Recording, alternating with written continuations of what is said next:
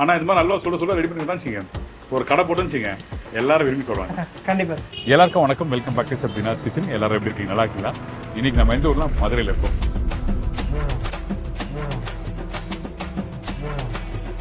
மதுரையில் ஏகப்பட்ட காரசாரமான சாப்பாடுலாம் பார்த்துருக்கோம். இன்னைக்கு பார்த்தீங்கன்னா இன்னைக்கு காரசாரமான சாப்பாடு இல்லை, நல்ல ஒரு ஸ்வீட் டிஷ் தான் பார்க்க போகிறோம். நம்ம வீட்டில் எல்லா நாளும் இருக்க ஒரு கேரட் இருக்குது பார்த்தீங்கன்னா, அந்த கேரட் வச்சு பண்ணுற அந்த ரெசிபி பார்த்தீங்கன்னா கேரட் அல்வா. இந்த கேரட் அல்வா பார்த்தீங்கன்னா ரொம்ப சிம்பிளான ரெசிபி தான். கேரட்டு, பால், சர்க்கரை, இந்த ஏலக்காய் பவுடர், கோவா, இந்த மாதிரி நெய், எண்ணெய், இந்த மாதிரி ஒரு 5 விஷயம் இருந்தாவே போதும். இது நீங்கள் ஈஸியாகவே பண்ணிடலாம். இந்த ஸ்வீட் அப்படிங்கிறது ஃபங்க்ஷனுக்கு ரொம்ப முக்கியமான ஒரு விஷயந்தான். இந்த ஸ்வீட் வந்துட்டு நிறைய கேட்ரிங்கில் நிறைய இதுவாக பண்ணுறாங்க.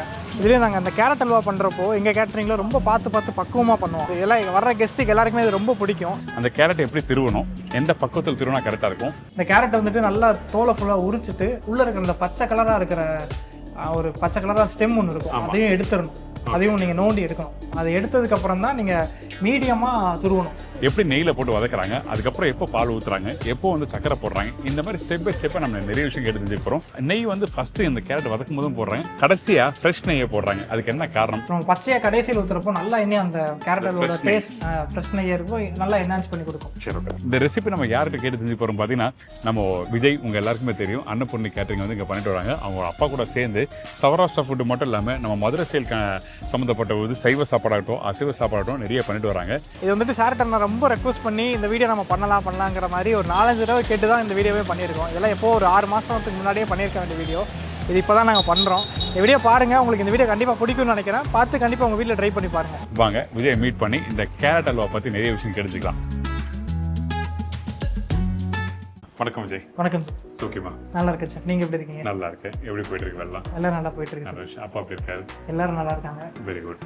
ஸோ இன்னைக்கு நம்ம என்ன பண்ண போகிறோம்? இன்னைக்கு வந்துட்டு ஸ்வீட்ஸ் பண்ண போகிறோம் சார். ஸ்வீட்டில் வந்துட்டு இன்னைக்கு கேரட் அல்வா பண்ணுறோம். அது ரொம்ப சிம்பிளான ஒரு கேசரி எப்படி பண்ணுறோமோ அதே மாதிரியான ஒரு ஈஸி ரெசிபி தான். ஒரு வேளை கேரட் திருவுது. ஆமாம், 2 விதமான கேரட் வந்துட்டு இப்போ இங்கே லோக்கலில் கிடைக்கும்.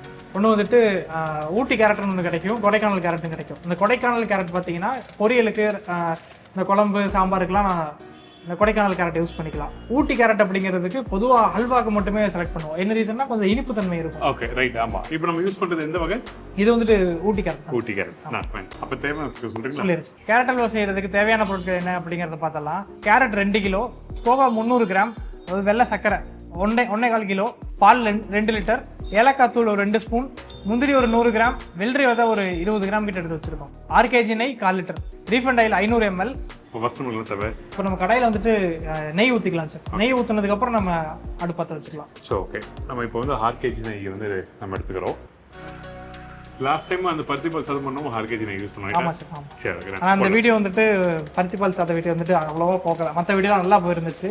சில பேர் அதை பார்க்கல அப்படின்னு நினைக்கிறேன். இது வரைக்கும் நீங்கள் பண்ணாத ரெசிபி, குறிப்பிட்ட மக்கள் மட்டுமே தெரிஞ்ச ரெசிபி அந்த பருத்திப்பால் சாதம், அதாவது ஸ்வீட் பொங்கல் மாதிரி இருக்கும். ஸோ அந்த ரெசிபி வேணால் லிங்க் நான் தரேன், நீங்கள் கண்டிப்பாக நீங்கள் ட்ரை பண்ணி பாருங்கள். இப்போ நெய் நம்ம எல்லாம் கொண்டு நம்ம எல்லாத்தையும் ஒன்றா போட்டுருமா எப்படி? இப்போ ஒரு 75% நெய் ஆட் பண்ணுறோம். இப்போ ஆயில் ஆட் பண்ணுறோம். ஓகே. இப்போ இந்த ஆயில் ஆக்சுவலாக ஸ்வீட்னு சொல்லும் போது நெய் தான் அதிகமாக யூஸ் பண்ணுவாங்க. என்ன காரணம் நீங்கள் ஆயில் யூஸ் பண்ணுறதுக்கு என்ன காரணம்? இப்போ எப்படி நம்ம வெங்காயம் ஃப்ரை பண்ணுறோமோ அதே மாதிரி இந்த கேரட்டை வந்துட்டு ஃப்ரை பண்ணுறோம்.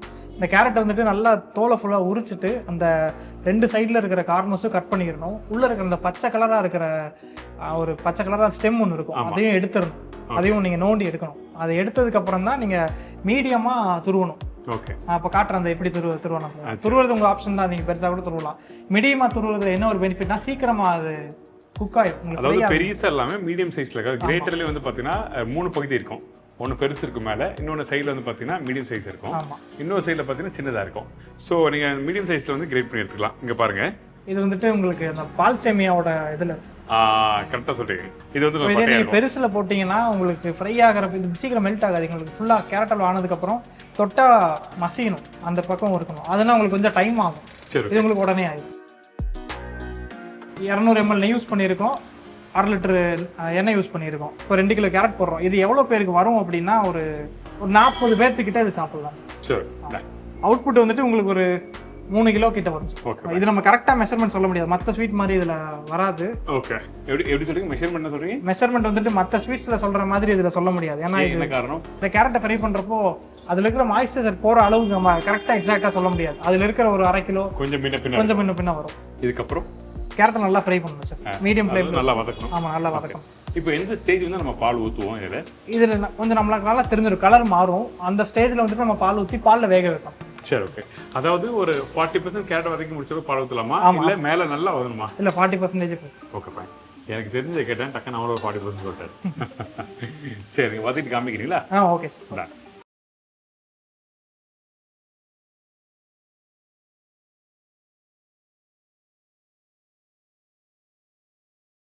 இப்போ கேரட் பாருங்க சார், இந்த கலர் மாறிடுச்சுங்களா? அந்த ஆரஞ்சு கலர் பிகம் வந்து அந்த மஞ்சள் டார்க்ல இருந்து லைட்டா மாறும். ஆமா. இப்போ இது வந்துட்டு ஃப்ரை ஆகி இந்த ஸ்டேஜ்ல நம்ம ஃப்ரை பண்ற ஸ்டேஜ்.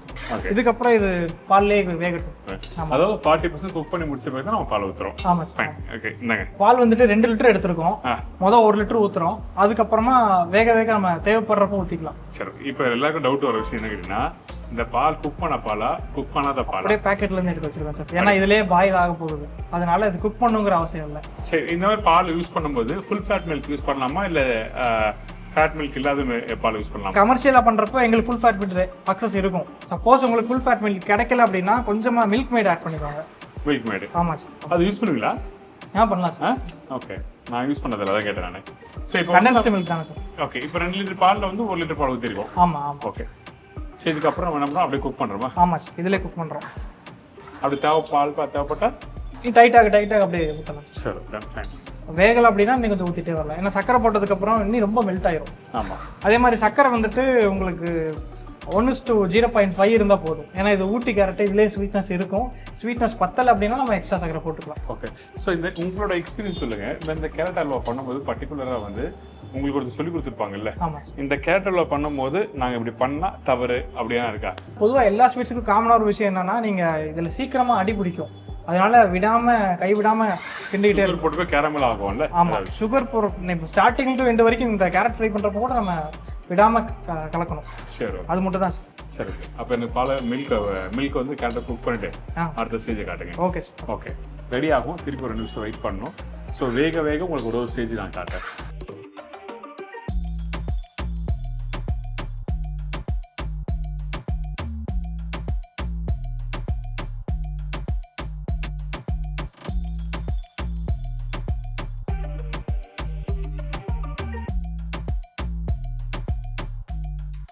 செஃப், இப்போ பார்த்தீங்கன்னா இப்போ 2வது டைம் பால் ஊற்றிருக்கோம். ஃபர்ஸ்ட் டைம் பால் ஊற்றுறப்போ அது அப்படியே அந்த கேரட் அப்படியே இழுத்துக்கும், அப்படியே அந்த கேரட்டோட அந்த பாலும் நல்லா சுண்ட காய்ச்சி நல்லா இழுத்து எண்ணெயெல்லாம் வெளியே திருந்து வந்துச்சு. இப்போ 2வது டைம் பால் ஊற்றிருக்கோம், அந்த ஒரு கிரேவி பக்குவம் இருக்குல்ல, நல்லா கிரேவி பாலும் கேரட் சேர்ந்து இருக்கும்போது இன்னி நல்லா இழுத்துக்கிட்டு மறுபடியும் எண்ணெய் வெளியே வரும். சரி, ஓகே. அந்த டைம்ல நம்ம அடுத்து நம்ம சுகர் ஆட் பண்ணுவோம். சரி, ஓகே. இப்போ இந்த பால் சுத்தமா ட்ரை ஆன பிறகு தான் சக்கரை போடணுமா, இந்த பால் வந்து கொஞ்சம் லைட்டா அந்த செமியா இருக்கும் போதே நம்ம வந்து சக்கரை போடலாமா? இல்லை சார், இந்த வெயிட் பண்ணி கொஞ்சம் சுண்டை காய்ச்சனதுக்கு அப்புறம் ஆயில் வெளியே வந்ததுக்கு அப்புறம் சக்கரை போட்டோம்னா நம்மளுக்கு ஈஸியா இருக்கும். இப்போ இப்பவே நம்ம சுகர் போட்டோம் அப்படின்னா அதுக்கு அடுத்து அந்த சுகர் வேற மெல்ட் ஆகி ரொம்ப தண்ணியா போகும். ஓகே, இன்னொன்று அந்த பக்குவம் கொடுக்காது. ஆமா சார், அது டைம் ஆகும்.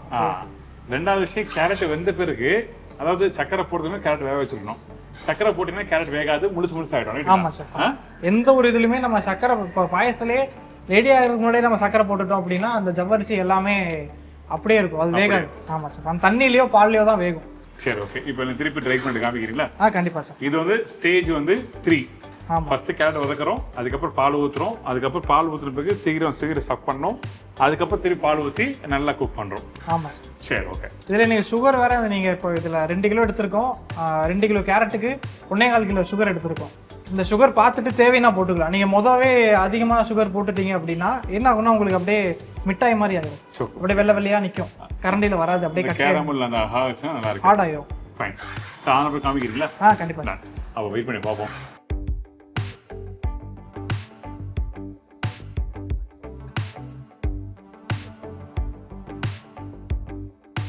இப்போ பார்த்தீங்கன்னா நல்லா அந்த பால் குக் பண்ண இறுகி வந்துருச்சு. ஆமாம். அந்த ஃபர்ஸ்ட் பால் பார்த்தீங்கன்னா அப்படியே கொதிச்சு போயிருந்தது. ஒரு 5-7 நிமிஷம் வந்து நல்லா குக் பண்ண கெட்டி ஆயிடுச்சு. இப்போ இந்த மாதிரி ஆகும்போது கடைசி ஸ்டேஜ் வரும்போது அந்த ஹை ஃப்ளேம் வச்சுலாமா வைக்கக்கூடாதா?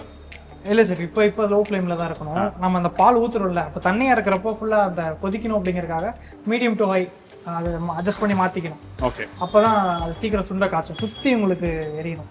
ஸோ இந்த ஃபுல் எல்லா கார்னர்லேயும் உங்களுக்கு அந்த ஹீட் இருந்தால் தான் சீக்கிரமாக உங்களுக்கு ஆகும். ஆமாம், சீக்கிரமாக மெல்ட், இந்த சுண்டைக்காயும் டைட் ஆகும். சுகர் ஆட் பண்ணிக்கலாம் சார். நான் கொஞ்சம் எடுத்து வச்சுருக்கேன் சுகரை, 3.25 கிலோ போட்டிருக்கோம். ஆமாம், சுகர் பார்த்துட்டு போட்டுக்கலாம். நீங்கள் சுகரே போடாமே அந்த கேரட்டோட சுகரும் அந்த பாலோட சுகரும் நீங்கள் பார்த்துருப்பீங்க, அதுலேயே 50% இருக்கும். அதில் பாதி சுகர் போட்டாவே போதும். ஆனால் இப்போ இந்த சக்கரை போட்டு போய் கலர் திரும்பி மாறும்ல, கொஞ்சம் டார்க் ஆகும் சார். டார்க் ஆகும். ஃபஸ்ட்டு வந்து ஆரஞ்சாக இருக்கும், அப்புறம் எல்லோவாக மாறும். பால் ஊற்றி குக் பண்ணும்போது இன்னும் லைட் எல்லோவாக மாறும். அதுக்கு பிறகு சக்கரை போட்டோம்னா திருப்பி ஆரஞ்சு ஆகும். ஏன்னா சுகர் வந்து கேரமல் ஆகும். அப்போ அந்த டைமில் பக்கம் மாறும். இப்பயே மாறிச்சு பாருங்க. கலர் பொடி போட்ட மாதிரி. சரி, ஓகே. இப்போ இதுக்கப்புறம் நம்ம என்ன பண்ணுறோம்? சுகர் நல்லா டைட் ஆகணும் சார். இப்போ பாருங்க சார், அந்த போட்ட சுகர்னால எவ்வளோ இதாக இருந்துச்சு, கெட்டியானது லூஸ் ஆகிடுச்சு. ஆமாம் சார். இப்போ ஒரு 10 நிமிஷம் அது கொதிக்கணும். கொதிச்சிருச்சு அப்படின்னா அந்த சுகரில் அப்படியே டைட் ஆகிடும். இதுதான் ஃபைனல் ஸ்டேஜ் நமக்கு. ஆமாம் சார், ஆமாம். ஸோ திருப்பி நம்ம ஒரு 10 நிமிஷம் வெயிட் பண்ணணும். வெந்த பிறகு பார்க்கலாம். ஒன்றும் பெரிய வேலையெல்லாம் இல்லை சார், ரொம்ப ஈஸியாக டைம் எடுக்கும். அந்த கொஞ்சம் கேப் விட்டு பண்ணணும். ஆமாம் சார், ஆமாம்.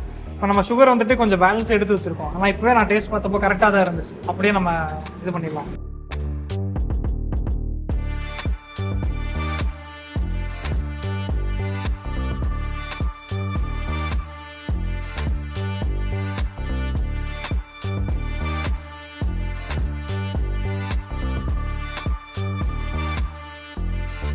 இப்போ பாருங்க சார், நம்ம அந்த கடைசியாக ஊற்றின பால் சுகர் எல்லாமே சேர்ந்து ஒரு 10 நிமிஷம் சுகர் போட்டதுக்கப்புறம் அப்படியே டைட் ஆகி இன்னைக்கு இப்போ பார்த்தீங்கன்னா ரொம்ப அப்படியே கெட்டியாக இருக்குது. ஆனால் கேரட்டாவில் செய்வது ஈஸி தான், ஆனால் பொறுமை தேவை. ஆமாம் சார். ஏன்னா ஒரு ஸ்டேஜ் குக் பண்ண அந்த பொறுமை தேவை. கிட்டத்தட்ட ஒரு 10 நிமிஷம் குக் பண்ணிருக்கோமா? ஆமாம், சக்கரை போட்டதுக்கப்புறம் ஒரு 10 நிமிஷம். இப்படி வந்தால் தான் செஃப் இந்த அல்வா ஆயிருக்குனே. ஆயில் அப்படியே இருந்துச்சுன்னா இது ஒரு வாரம் 10 நாள் வரைக்கும் இந்த அல்வா நீங்கள் வச்சுக்கலாம். ஃப்ரீசர்லாம் எதுவுமே வைக்க தேவையில்லை, வெளியவே வச்சுக்கலாம். இதுக்கப்புறம் என்ன பண்ணலாம்? இப்போ நம்ம கோவா ஆட் பண்ணிக்கலாம் சார். இப்போ இந்த கோவா வந்துட்டு எப்படி செலக்ட் பண்ணணும் அப்படின்னா, நார்மலாக நீங்கள் கடையில் வாங்கிக்கலாம். வாங்கினதுக்கப்புறம் நீங்கள் ஃபஸ்ட்டு டேஸ்ட் பண்ணி பாருங்கள். டேஸ்ட் பண்ணி பார்த்தீங்க அப்படின்னா இது கொஞ்சம் அவுடேட்டட் ஆயிடுச்சு அப்படின்னா புளிக்கும். அதிலே தெரிஞ்சிடும் நல்ல கோவா எப்படி என்ன இருக்கும். ரெண்டாவது விஷயம் வந்துட்டு, அதாவது புளிப்புத்தன்மை கூட ஃப்ரெஷ்ஷாக இருக்கணும். சரி, அப்புறம் இப்போ இது பார்த்தீங்கன்னா ஸ்வீட் இல்லாத கோவா. நீங்கள் பால் கோவா நார்மல் ஸ்வீட் இருக்கிற கோவாவும் போடலாம். அப்படி போடுறீங்க அப்படின்னா இதில் இருக்கிற சுகரை நீங்கள் கம்மி பண்ணிக்கணும். இப்போ நம்ம 2 கிலோ கேரட்டுக்கு 1 கிலோ சுகர் போட்டிருக்கோம். ஓகே, ஆமாம். பிளெயின் பால்கோவா போடும்போது சுகர் கரெக்டாக போடலாம். ஆமாம் ஆமாம். ஸ்வீட் பால்கோவா போட்டிங்கன்னா சக்கரை கம்மி பண்ணலாம். ஆமாம். ஆனால் எனக்கு கேட்டினா பிளெயின் பால்கோவா தான் போடணும், அந்த பக்கம் வேறு. ஆமாம் ஆமாம் சார், அது உங்களுக்கு காஸ்ட்டும் மாறும். ரெண்டாவது இது உங்களுக்கு நீங்கள் ஆல்டர் பண்ணிக்கலாம் எப்படி வேணாலும், அந்த மாதிரி ஒன்று போடலாம். ஆமாம். ரெண்டாவது என்ன செஃப், இது நம்ம கேசரி மற்ற ஸ்வீட்ஸ் மாதிரி வந்துட்டு அளந்து வச்சு சுகர் போட முடியாது. ஆமாம். ஏன்னா கேரட் வந்துட்டு ஒரு நாளைக்கும் ஒரு பக்குவத்தில் மாறும். நீங்கள் கிடைக்கிற கேரட்டும் மாறும். மார்க்கெட்டில் எப்போவுமே நம்மளுக்கு இந்த ஊட்டி கேரட் தான் கிடைக்கும் அப்படின்னு சொல்ல முடியாது. ஓகே, நமக்கு மற்ற கேரட் கிடைச்சாலும் நம்ம அதுலேயும் பண்ணணும். ஓகே, ஏலக்காய் போடுறோம் சார். சரி, ஓகே. இப்போ நம்ம இந்த கோவாவும் ஏலக்காவும் நல்லா மிக்ஸ் பண்ணிக்கலாம் சார். அவ்வளோதான், ரெடி. அவ்வளோதான், முடிஞ்சிச்சு. இப்போ நம்ம அந்த முந்திரியும் அந்த வெள்ளரி விதையும் நம்ம அப்படியே பச்சையாகவே போட்டுடலாம். பச்சையாக போடலாம். ஆமாம். சரி, ஓகே. இப்போ நம்ம இது ஏன் பச்சையாக போடுறோம் அப்படின்னா, வறுத்து போடுறது ஒரு மாதிரியாக இருக்கும். இப்போ இந்த ஹீட்லேயே நம்ம போடுறப்போ இது ஒரு மாதிரி பாயில் ஆகும். நறுக்கு. ஆமாம். அதாவது என்னென்ன ட்ரை ஃப்ரூட்ஸ் இருக்கோ அது எல்லாமே போடலாம் சார். சரி, மிக்ஸ் பண்ணி விடுங்க, டேஸ்டிங் கொடுங்க டக்குன்னு. பாருங்க, திருநெல்வேலியில் அல்வா கடையில் கொடுக்குற கொஞ்சம் நெய் ஆட் பண்ணிக்கலாமா சார்? வேணுமா நெய்? ஆமாம் சார். பச்சை நெய் கடைசியாக ஆட் பண்ணியிருக்கோம் சார். என்ன காரணம் பச்சை நெய்யாக போடுறதுக்கு? என்ன காரணம்? நம்ம முன்னாடியே நெய் ஆட் பண்ணியிருப்போம் சார். இந்த கேரட்டில் வறுக்கிறப்போ முன்னாடியே ஆட் பண்ணியிருப்போம். அந்த வறுக்கிறப்போ அந்த கேரட்டு பால்லாம் சேர்றப்போ அது உங்களுக்கு அந்த குக்கான ஸ்மெல் வரும். நம்ம பச்சையாக கடைசியில் ஊற்றுறப்போ நல்லா எண்ணெய் அந்த கேரட்டோட டேஸ்ட் ஃப்ரெஷ் நெய் இருக்கும், நல்லா என்ஹான்ஸ் பண்ணி கொடுக்கும். சரி, ஓகே. நாங்கள் இந்த திருநெல்வேலி கடையில் அல்வா நிறைய வாழை இலை கொடுத்துருவாங்கல்ல, அந்த மாதிரி இன்னைக்கு கேரட் அல்வா கேட்டிருக்கு. டேஸ்ட் பண்ணுங்க. நீங்கள் அந்த கேரட் அல்வா அப்படி எடுத்தீங்கன்னா இந்த ஸ்பூனில் எடுத்து போடுறேன், அப்படி உருண்டு வரணும். அப்படி இருந்தால் தான் கரெக்டாக இருக்கும். இப்போ இந்த அல்வா பண்ணிட்டோம். இந்த சர்க்கரையை இன்கேஸ் ஓவர் குக் பண்ணால் என்ன ஆகும்? கட்டி ஆயிரும் சார். உங்களுக்கு அப்படியே கட்டியாக மிட்டாய் மாதிரி ஆயிரும். டைம் ஆகுறப்போ அப்படியே நீங்கள் இந்த பாத்திரத்தில் வச்சிங்க அப்படின்னா அப்படியே நின்றும். சாப்பிடலாமா? சாப்பிடலாம் சார். அந்த மாதிரி உங்களுக்கு சுகர் ஓவர் ஆயிடுச்சுன்னா பர்ஃபி மாதிரி ஆயிரும், அந்த கேரட் பர்ஃபி மாதிரி ஆயிரும். ஆஹா, பிரமாதமான அல்வா. ஏன் நார்த் சைட் போயிட்டு இருந்தீங்களா? டெல்லி என்ன போயிட்டு இருந்தீங்களா? இல்லை சார், பிரமாதமான அல்வா, எக்ஸலண்டான அல்வா. இந்த அல்வானா எப்படி இருக்குன்னா, இந்த கேரட் அல்வாலாம் அந்த கேரட்டை மசிஞ்சு போகக்கூடாது. அந்த ஒரு பைட் கடிக்கும் போது அந்த கேரட் பல்ல கடிக்கணும். அது அந்த சாஃப்டாக வந்து பல்ல கடிக்கும் போது தான் அந்த பக்குவம் கரெக்டாக சொல்லுவாங்க. அதே மாதிரி ஒட்டக்கூடாதுன்னு சொல்லுவாங்க. நல்லா பிரமாதமாக பண்ணியிருக்கீங்க. இனிப்பு தன்மை கரெக்டான இனிப்பு தன்மை. அந்த லாஸ்ட்டாக போட்டு அந்த கோவா இருக்கட்டும், அந்த முந்திரிப்பு ஒன்று ரெண்டு கடிக்கும் போது அந்த முக்கியமாக வெள்ளரி விதை இருக்குல்ல, அதுவும் கடிக்கும் போது சூப்பராக இருக்கும். Thank you sir. Excellent. Really thank you Vijay. Thank you sir. Very good. ஆனால் இது மாதிரி நல்லா சொல்ல ரெடி பண்ணி தான் வச்சுங்க, ஒரு கடை போட்டுன்னு வச்சுங்க, எல்லாரும் விரும்பி சொல்கிறாங்க. கண்டிப்பாக சார். Thank you so much. உங்கள் நம்பர் கொடுங்க. என்னோட பேர் விஜய். என்னோட கேட்டரிங் பேர் அன்னபூர்ணி கேட்டரிங். நாங்கள் மதுரையில் ஒரு 13 வருஷமாக கேட்டரிங் சர்வீஸ் பண்ணிட்டு இருக்கோம். நாங்கள் birthday function, baby shower function, முக்கியமாக வெட்டிங் ஃபங்க்ஷன்ஸுக்கெல்லாம் கேட்டரிங் சர்வீஸ் பண்ணி கொடுத்துட்டு இருக்கோம். வெஜ் அண்ட் நான்வெஜ் ரெண்டுமே நல்லபடியாக பண்ணி கொடுப்போம். உங்கள் வீட்டு ஃபங்க்ஷன்ஸ்க்கு என்னை காண்டாக்ட் பண்ணுங்கள். என்னோட காண்டாக்ட் நம்பர் 8428463331. தேங்க்யூ. பயங்கர சாட்டிஸ்ஃபைட். Thank you sir. திருப்பி 2வது வாய் சாப்பிடணும், 3வது வாய் சாப்பிடணும், கரெக்டான அளவு இனிப்பு இருந்தால் தான் கரெக்டாக இருக்கும். உங்கள் measurement very good. Thank you sir. Really thank you. All the best. Thank you sir. நம்ம சைடில் எதனா ஃபங்க்ஷன் கண்டிப்பாக காண்டாக்ட் பண்ணுங்க. மதுரையில் இருக்காரு. இதே மாதிரி இன்னொரு நாள் இன்னொரு ஊரில் ஒரு புது ரெசிபி சந்திக்கிறேன். நன்றி, வணக்கம். See bye. Take care. Thank you so much.